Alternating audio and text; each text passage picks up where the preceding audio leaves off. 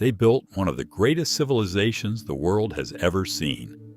They carved gods into stone, painted gods on tomb walls, and raised monuments that still stand after 4,000 years. But behind the gold masks and the royal processions, there was another Egypt, one of chains, labor camps, and lives swallowed by the machinery of empire. These are the records they left behind. And once you see them, you cannot unsee them. Ancient Egypt is one of the most documented civilizations in human history. Scribes recorded everything: grain deliveries, land surveys, court proceedings, even the personal letters of common workers. But buried within that vast archive of papyri tomb paintings and administrative registers is a darker story. The story of the men, women, and children who were owned, traded, and forced to build the world we still marvel at today. This is not mythology. This is what the records actually say. One of the earliest clues about slavery in ancient Egypt is not an image. It is a word. During the Old Kingdom, prisoners captured in military campaigns were classified with a specific Egyptian term, skruank. Translated literally, it means living prisoners, with the root of the word derived from a verb meaning to strike down. These were human beings defined, from the moment of their capture, by the violence that had subdued them. Artifacts from this period, including reliefs carved on temple walls during the reign of Pharaoh Sneferu around 2600 BCE, depict rows of captives with their hands bound tightly behind their backs. The images are stiff and formal, as Egyptian art always was, but the bound hands tell the story with unmistakable clarity. Reassembled from nearly 600 fragments in the early 1950s, Papyrus Brooklyn 35.1446 is now one of the most important surviving administrative documents from ancient Egypt's Middle Kingdom period. Today it rests in the Brooklyn Museum. What it contains is extraordinary. On one side of the papyrus is a list of approximately 95 household servants transferred to a wealthy Theban noblewoman named Senebtisi, almost certainly the widow of a high-ranking vizier. Of those 95 individuals, nearly half bear names that are unmistakably Semitic, indicating they came from Canaan and the surrounding regions. Each entry lists the servant's name, their origin, and sometimes their family connections. These were not abstractions. These were people, catalogued and owned like property, their entire identities reduced to a single line of hieratic script on a roll of papyrus. The document also suggests that by the 13th dynasty, the Asiatic population within Egyptian households was growing rapidly, absorbed into a system of servitude with no visible end. What makes Papyrus Brooklyn 35.1446 even more chilling is what was recorded on its opposite side. The front lists owned servants. The back lists something else entirely. Approximately 80 Egyptians who had apparently escaped from an institution the scribes called the Keneretwer, translated as the large prison, or more grimly, the labor camp.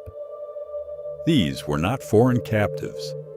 These were Egyptians who had, for reasons not entirely clear, been confined to a state institution and had fled, and their names were being registered after their recapture or discovery. The existence of a formal named state labor camp, bureaucratically administered, with official records of escapees, reveals that coerced labor in ancient Egypt was not merely informal or occasional. It was organized, it was documented, it was a system.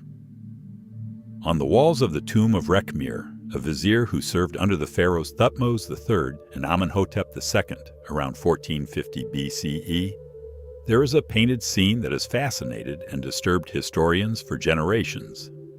The painting depicts rows of workers, many of them clearly Semitic in appearance, shown with lighter skin and distinctive clothing, making mud bricks under the supervision of Egyptian taskmasters.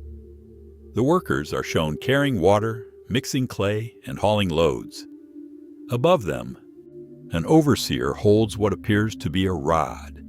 An inscription near the scene reads, "The sticks are in my hand. Be not idle." This is not a vague artistic impression. This is a specific documented depiction of forced labor, supervised, directed, and enforced through the threat of physical punishment. The painting is not disturbing because it is unusual. It is disturbing because, in the context of ancient Egypt, it was entirely ordinary. And not all of Egypt's enslaved people arrived as prisoners of war. The historical record reveals something perhaps more unsettling. The path into slavery could begin with a debt. During the first intermediate period, as Egypt's central government weakened and social instability spread, a new mechanism emerged. When individuals could not repay money owed to wealthier members of society, family members, most often women, were surrendered into slavery as payment. The transaction was legal, it was documented, and it reveals that the boundary between freedom and bondage in ancient Egypt could be crossed not by military defeat, but by poverty alone. A bad harvest, a failed loan, a year of low Nile floods, any of these could strip a family of one of its own. The records do not tell us how many lives were lost to debt in this way, but they tell us it happened. The Ptolemaic period, which began when Alexander the Great's general Ptolemy took control of Egypt after 323 BCE, brought with it a chilling formalization of inherited slavery. Children born to enslaved women were designated with two specific Greek terms, oikotrophon, meaning housebred, and oikogenes, meaning houseborn. These children did not choose their status. They were born into it, and the state did not merely acknowledge this, it administered it. Houseborn slaves had to be officially registered with the Egyptian state for the purposes of taxation. The empire that had once carved divine hymns into temple walls was now maintaining a registry of human beings classified as property from the moment of birth. A scroll recording such registrations is not a metaphor, it is a receipt. Among the most vivid documents to survive from ancient Egypt is a brief letter from the New Kingdom period that recounts the escape of two enslaved people from the royal palace. The names of these individuals have not survived in a form that history remembers easily. What the letter does record is the response. A troop commander was dispatched at what the text describes as top speed to pursue them. The urgency written into that letter, the military response to two people simply trying to leave, says everything about the nature of their condition. They were not servants who could give notice. They were not workers who could seek other employment.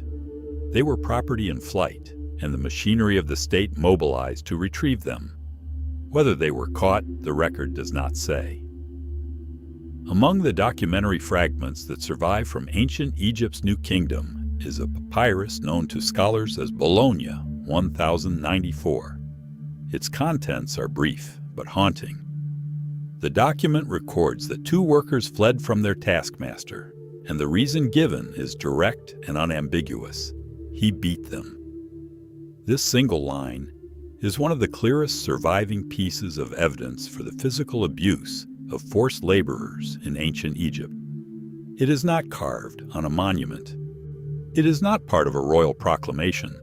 It is an administrative note, the kind of record that was never meant to be read by anyone outside the immediate bureaucratic context.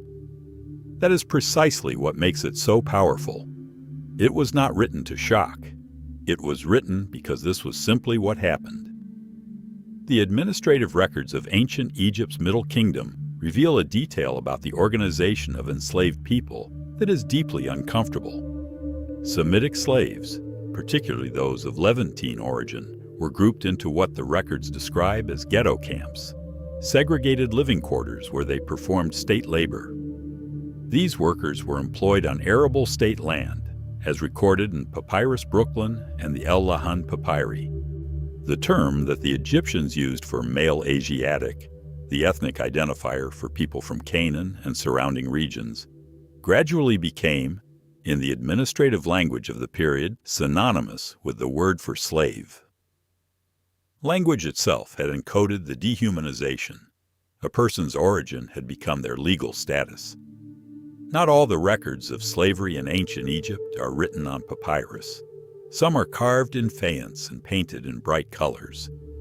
The ushabtis, small funerary figurines buried with the Egyptian dead, carry within them a deeply unsettling ideology. Historians have interpreted these figures as representations of individuals who were promised an afterlife in exchange for their service and obedience in this world. The captive, the servant, the laborer. Each could be offered the promise of divine reward if they accepted their bondage without resistance. It was a theological architecture built to support an economic one. The afterlife was not just a spiritual concept in ancient Egypt. For some, it appears to have been a bargaining chip, something dangled before the enslaved to encourage compliance in the world of the living. In the 29th year of the reign of Pharaoh Ramesses III, around 1157 BCE, something happened that had never been officially recorded before in human history. The artisans of Deir el-Medina, the village of skilled workers who carved and painted the royal tombs in the Valley of the Kings, put down their tools and refused to work. They marched into the mortuary temples and staged a sit-in. A scribe named Amenacht recorded their words on what is now known as the Turin Strike Papyrus, preserved today in the Museo Egizio in Turin. The workers' statement, as recorded on that papyrus, was stark. They had been driven to this action by hunger and thirst, having gone 18 days without their promised rations. Even these skilled craftsmen, among the most privileged workers in Egypt, were entirely dependent on the state for their survival. When the system failed them, they had nowhere else to turn.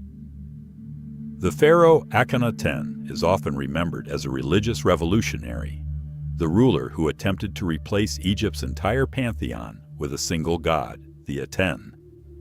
But the records of his reign contain a darker chapter. To build his new capital city of Akhetaten, which we know today as Amarna, Akhenaten conscripted hundreds, possibly thousands, of adolescents into forced labor. Archaeological evidence recovered from the site reveals that many of these young workers were worked to the point of physical collapse. Skeletal remains found at Amarna show severe stress markers consistent with brutal, unrelenting physical labor beginning at young ages. The king who preached devotion to the light of the sun was, in the same breath, consuming the lives of children to build his vision of paradise on earth. Ancient Egyptian law did acknowledge in theory certain limits on the treatment of enslaved people. Records indicate that slave owners were not supposed to force child slaves to perform unduly harsh physical labor. The law recognized, at least on paper, that there was a line. But the same records reveal how easily that line was crossed and ignored. The beating documented in Papyrus Bologna, the labor camps of the Middle Kingdom, the adolescent workers destroyed at Amarna. The law existed in the scrolls of scribes. The reality existed in the fields, the quarries, and the construction sites. What makes the Egyptian documentation so remarkable and so troubling is that it recorded both without apparent contradiction. Perhaps the most haunting aspect of the historical record of slavery in ancient Egypt is not what it contains, but what it lacks. The great papyri, the administrative registers, the tomb inscriptions. They record names, transactions, numbers. But they almost never record the inner lives of the people they catalog. We do not know what the workers depicted in the tomb of Rekhmir thought as they carried their loads under the overseer's rod. We do not know what the Semitic servants listed in the Brooklyn Papyrus felt when they arrived in the household of Seneptisi. We do not know what the two fugitives from the palace dreamed of as they ran. The records kept by Egypt's scribes were documents of power. The voices of the powerless were almost never written down. These records survive because ancient Egypt was a civilization of extraordinary administrative precision. The scribes wrote everything down: the grain deliveries, the labor rosters, the names of the owned. And in doing so, they left behind something they never intended: evidence. Evidence of lives that the monuments were designed to erase. The pyramids still stand. The temples still stand. But so do the papyri. So does the painting in the tomb of Rekhmir. So does the letter about two people running into the desert, pursued by soldiers at top speed. History has a way of preserving what power tried to bury. These records are proof of that. And the lives behind them deserve to be remembered. If you want to keep exploring the hidden records of ancient civilizations, the stories that were never carved on temples, never meant to be found, make sure to subscribe. Every week, we go deeper into the past that history forgot to tell you about.